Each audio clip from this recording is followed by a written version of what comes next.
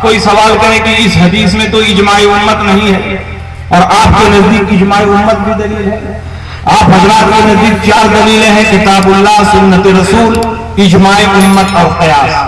تو میں جواب میں کہنا چاہوں گا کہ یہ گفتگو خود رسول پاک فرما رہے ہیں، معاذ بن جبل سے گفتگو رسول پاک کی ہو رہی ہے۔ نبی کے زمانے میں اجماع امت کی کوئی ضرورت نہیں تھی، نبی کے موجود ہیں تو جس کو جو مسئلہ پوچھنا ہو نبی سے پوچھے، نبی جو کچھ فرمائے وہ حدیث رسول میں داخل ہوگا، وہ خود حجت اور دلیل ہے، الگ سے اجماع امت کی ضرورت نہیں۔ لیکن نبی کے زمانے میں قیاس کی ضرورت تھی، اجتہاد کی ضرورت تھی، اس لیے کہ نبی ہر جگہ دستیاب نہیں تھے۔ کسی کو قاضی بنا کر یمن بھیج رہے ہیں، کسی کو شام بھیج رہے ہیں، کسی کو ترکستان بھیج رہے ہیں، کسی کو قاصد بنا کر بھیج رہے ہیں، کسی کو معلم بنا کر بھیج رہے ہیں۔ تو یہ صحابہ نبی اکرم صلی اللہ علیہ وسلم سے دور بھی رہتے تھے، اگر وہاں کوئی نیا مسئلہ پیش آ جائے تو کیسے اس مسئلے کو حل کریں گے؟ اس لیے نبی کے زمانے میں قیاس اور اجتہاد کی ضرورت تھی، اس لیے رسول پاک نے قیاس اور اجتہاد کی تعلیم دی۔ اس وقت اجماع امت کی کوئی ضرورت نہیں تھی، لیکن جب نبی دنیا سے تشریف لے گئے تو صحابہ نے کئی مسائل پر اجماع فرمایا، 20 رکعت تراویح پر اجماع فرمایا، اور جمعہ کے دن ایک اذان کا اضافہ ہوا اور وہ پہلی اذان ہے۔ حضرت عثمان غنی نے پہلی اذان کا اضافہ کیا اور مقام زہرا پر وہ اذان دلوائی اور سارے صحابہ نے اس پر اجماع کر دیا۔ تو اجماع امت کی ایسے ہی دلیل ہے جیسے قیاس دلیل شرعی ہے۔ اس لیے ہم اہل سنت کے نزدیک 4 دلیلیں ہیں، کتاب اللہ، سنت رسول، اجماع امت اور قیاس۔ امام اعظم ابو حنیفہ نے محض اپنی عقل سے اور دماغ سے یہ فیصلہ نہیں کیا ہے، بلکہ نبی نے جو تعلیم دی تھی اسی تعلیم کی روشنی میں امام اعظم ابو حنیفہ نے 86,000 مسائل کا استنباط اور استخراج فرمایا، 38,000 مسائل عبادات کے متعلق نکالے، باقی مسائل معاملات سے متعلق۔ اور امام اعظم ابو حنیفہ اپنے دور کے اتنے بڑے محدث اور فقیہ ہیں کہ پورے کوفے کا علم 2 محدث میں جمع تھا، ایک شعبہ ابن الحجاج اور ایک نثار ابن کلاب۔ پورے کوفے کا علم 2 محدثوں میں جمع تھا، شعبہ ابن الحجاج اور حضرت سفیان ثوری۔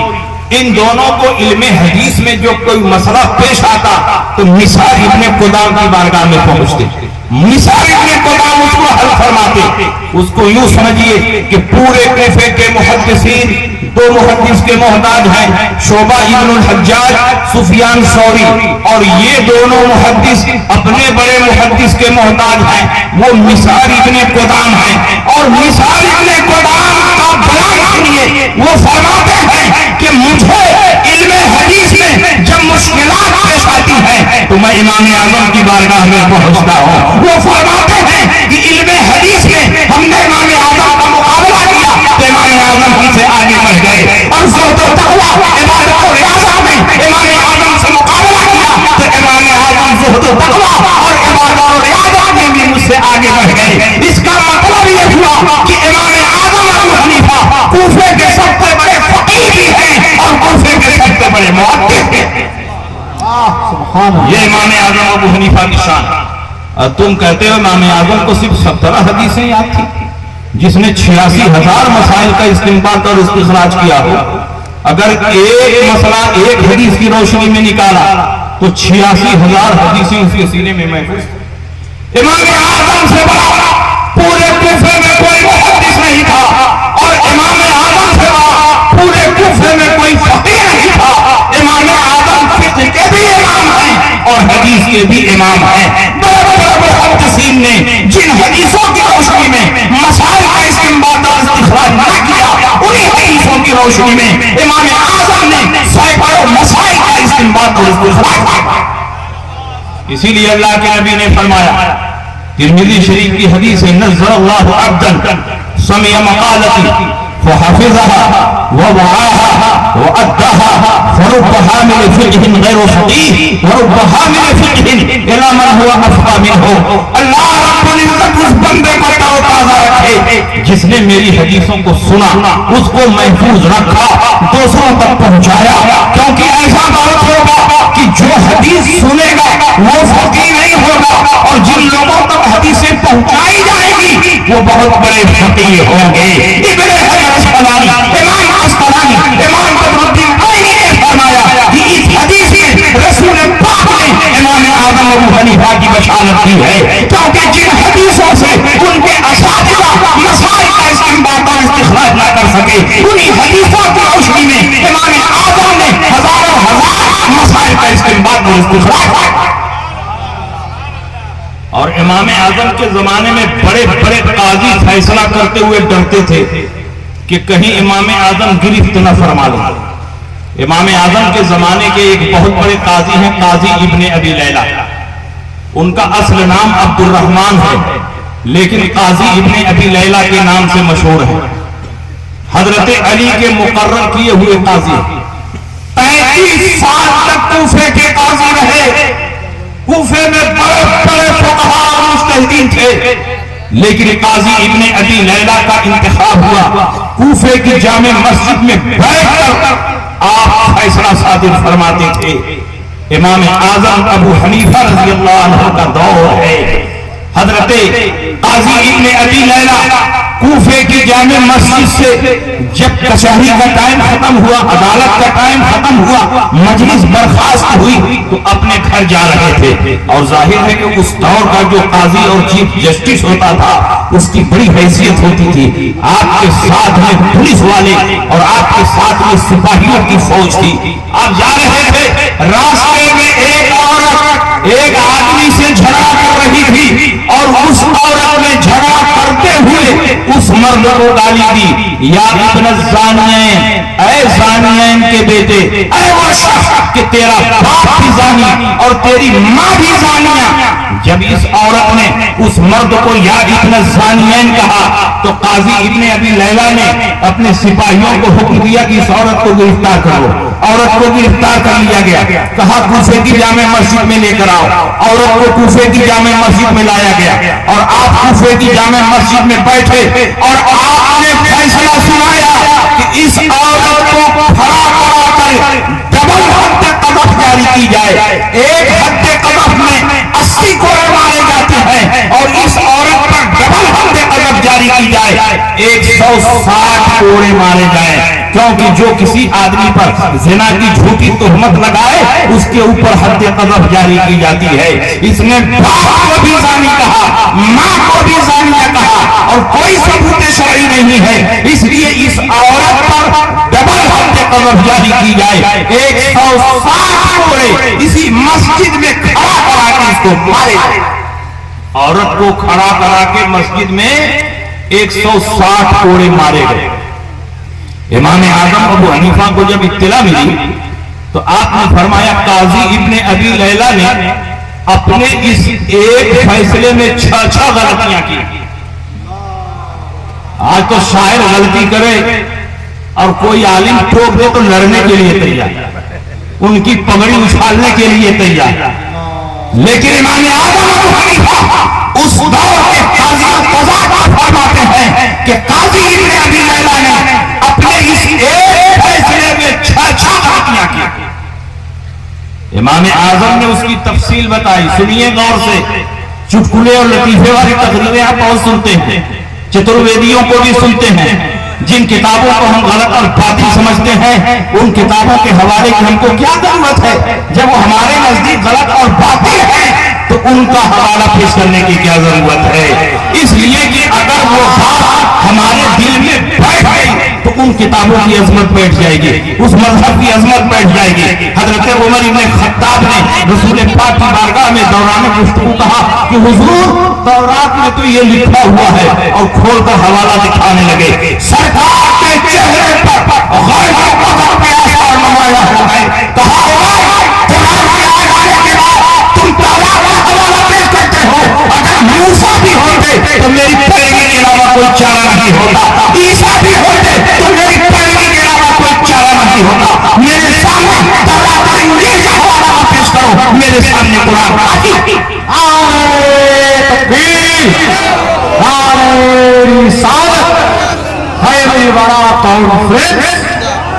इमाम आजम ने फरमाया 6 गलतियां की हैं। पहली गलती यह है कि कज़ा की मजलिस का टाइम खत्म हो गया था और जज साहब अपने घर जा रहे थे। हाई कोर्ट का जज काम खत्म करके घर जा रहा हो तो आकर के उसको फैसला सुनाने का अधिकार है। कज़ा का टाइम खत्म हो गया था, मजलिस बर्खास्त हो गई थी, काजी साहब अपने घर जा रहे थे और पुलिस वालों से औरत को पकड़वा करके फैसला सुना दिया। ये इनकी पहली गलती है। दूसरी गलती ये है कि इस मस्जिद में उन्होंने हद लगाई, जबकि मस्जिद में हुदूदों के साथ का फैसला होता है, लेकिन मस्जिद में हद लगाना नाजायज और हराम है, क्योंकि मस्जिद नमाज पढ़ने की जगह है, मुजरिमों को सजा देने की जगह नहीं है। ये दूसरी गलती है। और तीसरी गलती ये है कि औरत को खड़ा करवाकर हद लगवाई, जबकि रसूल पाक ने फरमाया औरत पर जब हद जारी की जाए तो बैठा कर हद जारी की जाए, फिर कहीं कपड़ा फटे तो उसकी बेसतरी न होने पाए, औरत को बैठा करके हद लगाई जाए ताकि सत्र पोशी होती रहे। ये इनकी तीसरी गलती है। और चौथी गलती ये है कि इन्होंने दोनों का फैसला सुना दिया। हालांकि इस मसले में 2 हद वाजिब नहीं है, एक ही हद वाजिब है, क्योंकि गाली का कलमा एक है। जब गाली का कलमा एक है तो हद भी एक ही वाजिब है। इन्होंने दोनों का फैसला सुना दिया। ये इनकी चौथी गलती है। और 5वीं गलती ये है कि इन्होंने दोनों हदों को एक साथ जारी करा दिया।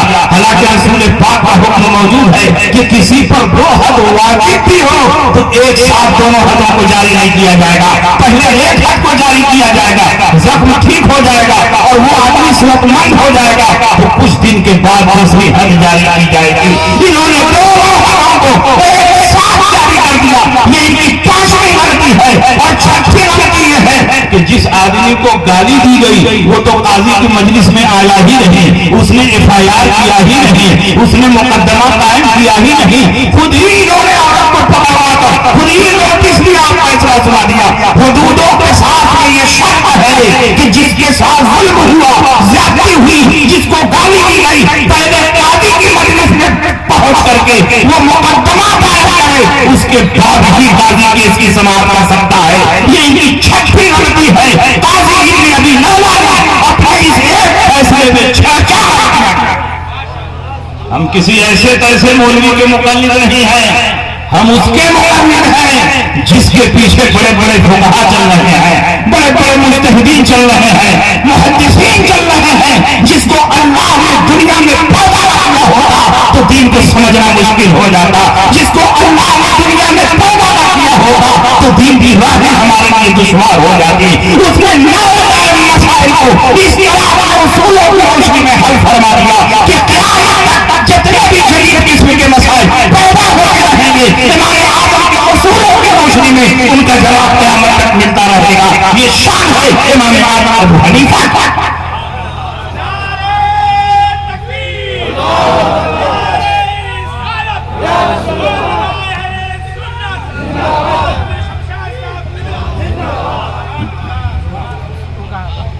इब्न अबी लैला को इत्तला मिली कि अबू हनीफा ने मेरे फैसले पर तनकीद की है, तो उन्होंने कूफे के हाकिम के पास जाकर शिकायत की कि अबू हनीफा हमेशा मेरे फैसलों पर तनकीद करते हैं, मैं सरकारी काजी हूं, मेरे फैसले पर तनकीद करने का मतलब बादशाह इस्लाम के फैसले पर तनकीद करना, बादशाह इस्लाम के इंतखाब पर तनकीद करना। इसलिए अबू हनीफा पर पाबंदी लगा दी जाए कि अबू हनीफा फतवा ना दें, किसी को मसला ना बताएं। कूफे के हाकिम ने इमाम आज़म अबू हनीफा को बुलाया और कहा आप पर पाबंदी लगाई जाती है कि आप किसी को फतवा नहीं देंगे, मसला नहीं बताएंगे। इमाम आज़म ने फरमाया फतवा देना फर्ज़ किफ़ाया है, मेरे अलावा कूफे में 10 मुफ्ती और मुज्तहिद मौजूद हैं, अगर मैं नहीं भी फतवा दूंगा तो भी दीन का काम रुकेगा नहीं, चलता रहेगा। इमाम आज़म अबू हनीफा ने तय कर लिया कि वो फतवा नहीं देंगे।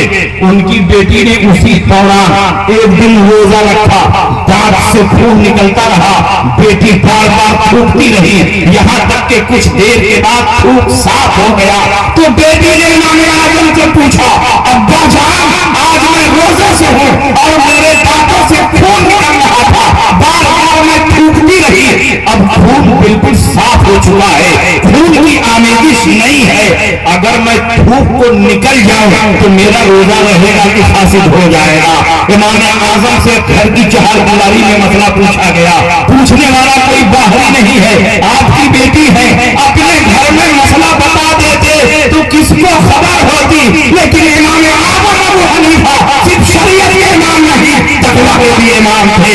امام اعظم نے فرمایا کہ امیر کی اطاعت میرے اوپر واجب ہے، اے میری بیٹی مجھ پر پابندی ہے، میں کسی کو مسئلہ نہیں بتا سکتا، تم اپنے بھائی حماد سے پوچھو۔ ابن حلوان نے جب یہ واقعہ لکھا ہے تو یہ بھی لکھا ہے کہ تقویٰ اور طہارت، امانت اور دیانتداری کی امام اعظم نے جو مثال پیش کی ہے پوری دنیا میں اس کی کوئی نظیر اور مثال نظر نہیں آئی۔ یہ شان ہے امام اعظم ابو حنیفہ کا۔ امام اعظم کے بارے میں کل بھی پرچار ہو رہا تھا کہ یہ قیاس سے مسئلہ بتاتے ہیں، اور آج بھی غیر مقلدین پرچار کرتے ہیں کہ امام اعظم قیاس سے مسئلہ بتاتے ہیں۔ امام اعظم ابو حنیفہ نے سب سے کم قیاس کیا ہے، میری اس گفتگو کو نوٹ کر کے لکھو، سب سے کم قیاس جس امام نے کیا ہے وہ امام اعظم ابو حنیفہ ہیں۔ امام اعظم نے ایک قانون بنایا ہے، جب تک ضعیف حدیث مجھ کو ملتی رہے گی، ضعیف حدیث کے ہوتے ہوئے میں قیاس نہیں کروں گا، ضعیف حدیث ہی پر عمل کر لوں گا۔ حدیث تو ہے، جب تک حدیث مرسل ملتی رہے گی، حدیث مرسل کے ہوتے ہوئے میں قیاس نہیں کروں گا، حدیث مرسل پر عمل کر لوں گا۔ یہ تنخواہ امام اعظم ہے کہ حدیث ضعیف کے ہوتے ہوئے قیاس نہیں کرتے، حدیث مرسل کے ہوتے ہوئے قیاس نہیں کرتے، جبکہ امام شافعی حدیث ضعیف پر عمل نہیں کرتے ہیں، ایسے موقع پر قیاس پر عمل کرتے ہیں۔ حضرت امام مالک قیاس پر عمل کرتے ہیں، حضرت امام احمد ابن حنبل قیاس پر عمل کرتے ہیں۔ سب سے کم قیاس جس امام نے کیا ہے وہ امام اعظم ابو حنیفہ ہے۔ قیاس کی 4 قسمیں ہیں، قیاس مؤثر، قیاس مناسب، قیاس شبہ، قیاس فرد۔ امام اعظم نے صرف قیاس مؤثر پر عمل کیا ہے، باقی قیاس کی تینوں قسموں کو چھوڑ دیا ہے، باقی سارے قیاس کی تمام قسموں پر عمل کر رہے ہیں۔ تو بتاؤ کس نے سب سے کم قیاس کیا ہے؟ اگر کسی نے سب سے کم قیاس کیا ہے تو وہ ہمارے امام اعظم ابو حنیفہ۔ سب سے کم قیاس امام اعظم نے کیا۔ اس دور کے بہت بڑے امام ہیں حضرت امام باقر رضی اللہ عنہ، ان کو اس دور میں امام الہدیٰ کہا جاتا تھا۔ امام باقر اور خاندان نبوت سے ان کا تعلق ہے، حضرت امام زین العابدین کے بیٹے ہیں اور امام حسین کے پوتا ہیں۔ سید سجاد کے صدقے میں ساجد رکھ مجھے علم حق دے باقر علم ہدیٰ کے واسطے۔ باقر العلوم ہے، اس دور میں آپ محدثین کی مقتدی اور پیشوا تھے۔ کچھ لوگ ان کے پاس گئے اور کہا حضور ابو حنیفہ دین میں قیاس بہت کرتے ہیں، اپنی عقل سے اپنی رائے سے نئی نئی باتیں نکالتے ہیں اور رسول اللہ کی حدیثوں کو رد کر دیتے ہیں۔ امام اعظم ابو حنیفہ حج کے لیے گئے، پتا چلا امام باقر بھی آئے ہوئے ہیں، تو ان کی زیارت کے لیے امام اعظم حاضر ہوئے اور آپ کے شاگرد رشید عبداللہ بن مبارک نے تعارف کروایا کہ یہ فقیہ عراق ابو حنیفہ ہے۔ اتنا سننا تھا کہ حضرت امام باقر کے چہرے پر غیظ و غضب پر آثار نمایاں ہو گئے اور فرمایا تو بھی ابو حنیفہ ہو جو اپنی رائے اور قیاس سے میرے دادا جان کی حدیثوں کو رد کر دیتے ہو۔ امام اعظم نے فرمایا کہ حضور ایسا نہیں ہو سکتا کہ کوئی اپنی رائے اور قیاس سے رسول پاک کی حدیثوں کو رد کر دے، میں ایسا نہیں کرتا۔ امام اعظم ابو حنیفہ نے صفائی پیش کی، لیکن امام باقر نے فرمایا تمہارے بارے میں مسلسل یہ رپورٹ مل رہی ہے کہ تم دین میں قیاس کرتے ہو، اپنی رائے سے مسائل کا استنباط اور استخراج کرتے ہو۔ امام اعظم نے فرمایا غلط ہے، اگر کسی خاص مسئلے میں اطلاع ملی ہو تو اس مسئلے کو پیش کیا جائے، میں کتاب و سنت کی دلیلیں اس پر پیش کرتا ہوں. اور اگر عام طور پر یہ بات پہنچی ہے تو یہ بات بالکل غلط ہے. اگر حضور اجازت دیں تو کچھ مسئلہ میں پوچھنا چاہتا ہوں. امام باقر نے اجازت دی تو امام اعظم ابو حنیفہ نے پوچھا حضور بتائیں نماز افضل ہے کہ روزہ افضل ہے؟ امام باقر نے فرمایا نماز افضل ہے. امام اعظم نے فرمایا کہ جب عورتوں کو حیض آتا ہے تو حیض کے زمانے میں جو نمازیں چھوٹتی ہیں ان کی قضا نہیں ہے، جو روزے چھوٹتے ہیں ان کی قضا ہے. انہوں نے کہا بالکل صحیح ہے. امام اعظم نے فرمایا اگر میں اپنی رائے اور قیاس سے فتویٰ دیتا تو میں یہ فتویٰ دیتا کہ جب روزوں کی قضا ہو رہی ہے اور نماز روزے سے افضل ہے تو نمازوں کی قضا بدل اولا ہونی چاہیے. لیکن میں اپنی طبیعت سے اور اپنی رائے سے فتویٰ نہیں دیتا. میرے سامنے رسول اللہ کی حدیثیں ہیں. حضرت ام سلمہ فرماتی ہیں، حضرت عائشہ فرماتی ہیں جب ہمیں حیض آتا نمازیں چھوٹتی تو رسول پاک کو نمازوں کی قضا کا حکم نہیں دیتے. جب روزے چھوٹتے تو رسول پاک کو روزوں کی قضا کا حکم دیتے. تو جو امہات المومنین نے فرمایا جو حدیث کہہ رہی ہے اسی کے مطابق تو میں بھی حکم دے رہا ہوں، اسی کے مطابق تو میں بھی فتویٰ دے رہا ہوں. پھر آپ نے پوچھا کہ حضور بتائیں عورت ضعیف ہے یا مرد؟ صنف نازک ہونے میں کمزور کون ہے؟ عورت کمزور ہے کہ مرد کمزور؟ امام باقر نے فرمایا کہ عورت کمزور ہے، صنف نازک ہے. پوچھا کہ وراثت میں ڈبل حصہ کس کو ملتا؟ عورت کو ملتا ہے مرد کو ملتا ہے؟ امام باقر نے فرمایا کہ مرد کو ڈبل حصہ ملتا ہے. امام اعظم نے فرمایا اگر میں اپنی رائے سے فتویٰ دیتا تو یہ فتویٰ دیتا کہ عورت کو وراثت میں ڈبل دیا جائے، کیونکہ جو ضعیف اور کمزور ہو اس کو مال کی حاجت زیادہ ہوتی ہے. لیکن میں اپنی رائے سے فتویٰ نہیں دیتا، میں کتاب اللہ کی روشنی میں فتویٰ دیتا ہوں. قرآن میں اللہ فرماتا ہے ایک مذکر کو دو مؤنث کے برابر دیا جائے گا، ایک میل کو دو فیمیل کے برابر دیا جائے گا. وہی فتویٰ تو میں بھی دیتا ہوں. پھر پوچھا حضور خفین پر مسح اوپر ہونا چاہیے کہ نیچے ہونا چاہیے؟ تو انہوں نے فرمایا اوپر ہونا چاہیے. امام اعظم نے فرمایا قیاس کا تقاضا یہ ہے کہ خف کے نیچے تلی میں مسح ہونا چاہیے، کیونکہ نجاست وہیں لگنے کا ڈر ہے، کیچڑ وہیں لگنے کا ڈر ہے. لیکن خفین کے اوپر مسح ہوتا ہے اس لیے کہ رسول پاک کی حدیث موجود ہے، رسول پاک کا عمل موجود ہے کہ آپ خفین کے اوپر مسح کرتے تھے. وہی فتویٰ تو میں بھی دیتا ہوں. اتنا کہنا تھا کہ ہمارے باقی کھڑے ہو گئے، ہمارے آقا کی پیشانی کو بوسہ دیا اور کہا مبارک ہو ابو حنیفہ، جب تک تیرے پیشانیاں اس دھرتی پر موجود ہے کوئی رسول پاک کی حدیثوں کو نہیں بدل سکتا، کوئی رسول پاک کی حدیثوں میں تحریف نہیں کر سکتا. اس لیے اسی لیے ہمارے آقا سے چڑھتے ہیں کہ جب جب حدیث کے نام پر یہ ہیرا پھیری کرتے ہیں، گھٹاوا کرتے ہیں، تو ہمارے آقا کے غلام ان کی چوری کو پکڑ لیتے ہیں، ان کے چہرے کو دینے